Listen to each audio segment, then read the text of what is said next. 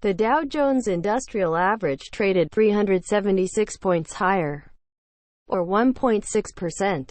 The S&P 500 gained 1.4%, while the Nasdaq Composite climbed 1.5%. The major averages were headed for their first weekly gains in 3.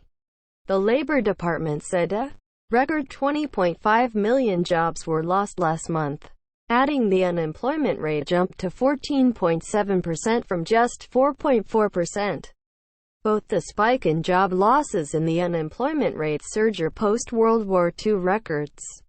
To be sure, neither print was as bad as feared. Economists polled by Dow Jones expected a loss of 21.5 million jobs and an unemployment rate of 16%. You have investors that seem to be able to look through the tsunami of negative economic data and earnings and towards the potential for a gradual reopening of the economy, said Art Hogan, chief market strategist at National Securities. Stocks have rallied aggressively off their March lows as investors bet on an eventual reopening of the economy and that many tech companies would see solid revenue even through the shutdowns. The S&P 500 has bounced more 30% from its virus low and is just 15% from a record. The Nasdaq Composite is more than 35% off its lows and is now up 1.4% for 2020. Gains from Facebook, Amazon, Alphabet, and Apple helped lift the index back into positive territory for 2020. At one point, the Nasdaq was down more than 25% year-to-date. It's amazing really, given we're still working from home, said J.J. Kinahan, chief market strategist at TD Ameritrade, about the average clawing back its 2020 losses. Our reality is we're working from home and some of the economic demand would seem to be less.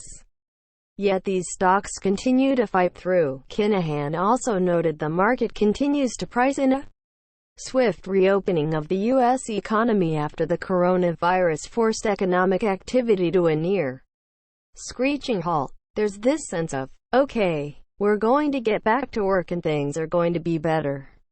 But at what pace are they going to get better?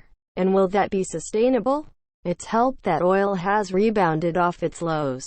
Crude is up more than 20% this week. Stocks that would benefit from reopening the economy rose again Friday. Airlines, Disney, MGM Resorts and Hilton Worldwide were all higher. Sentiment on Wall Street was also aided after Treasury Secretary Steven Mnuchin and U.S. Trade Representative Robert Lighthizer spoke to Chinese Vice Premier Liu He late on Thursday about the Phase 1 trade deal signed in January.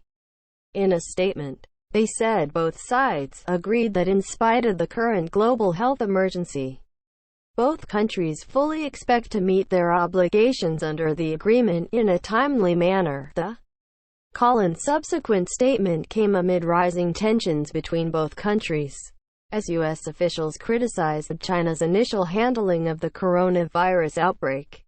But Michael Shaul, chairman and CEO of Marketfield Asset Management, said the market's recent moves, which have been tame compared to others seen this year, suggest an understandable fatigue with the constant stream of conflicting information about the progress of the virus and potential for happier and more drastic outcomes in the months ahead. It also suggests that the relief that the worst-case medical scenarios are likely to take place is being replaced by an understanding of just how daunting the task of reopening and rebuilding economies will be in the coming months, leaving the SPX unable to move up and challenge key resistance at 3,000, he said in a note. Subscribe to CNBC Pro for exclusive insights and analysis and live business day programming from around the world.